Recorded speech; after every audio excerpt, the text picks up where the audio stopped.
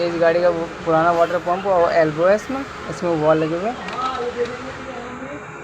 ये नया water pump आया है इसका, इसमें बॉल है, बॉल अलग से मिला है इस गाड़ी का। पोलो GT 2021 मॉडल है। ये वाटर पंप नया है। ये वॉल मिला नहीं, इसलिए ये पूरा कंप्लीट आया है।